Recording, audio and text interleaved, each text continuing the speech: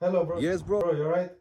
I'm good, thank you. I just finished a job. I just finished a haircut, and I'm going home. I just need a haircut if you're free. Oh, really? All right, then I'm on the area. I'm gonna be there in 5 minutes. No worries. I'm gonna sort you out. Oh, perfect. All right, bro. Okay, thank you. Okay. See you later. Bye bye. Bye bye. Bye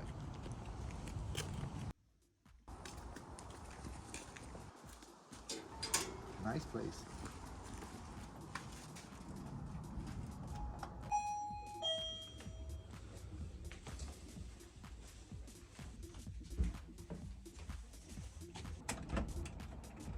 Hello, bro. You alright? Oh, bro, I'm good. How are you? I was waiting for you. Oh, I really? just need a haircut. Look at me.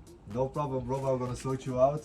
Look what hair you got. What's this beard here? A little bit long, like 3 months. Jesus Christ! I'm gonna sort you out right now, bro. Alright, thank you. Come in.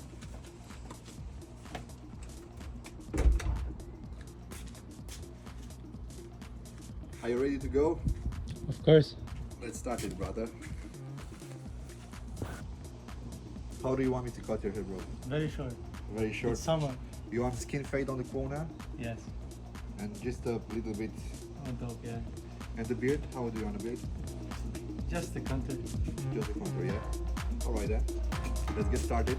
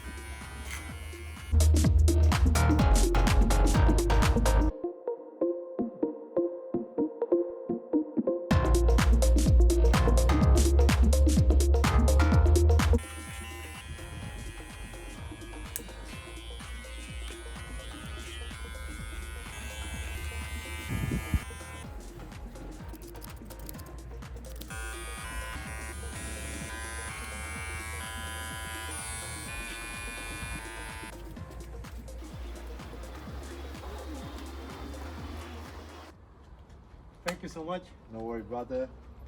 All the time, whenever you need. I hope you enjoy your haircut. Of course, I like it. Natural haircut, natural beard. Yeah. Don't go too much deep in, so I hope you enjoy it. Thank Anyway, you. thank you. See you later.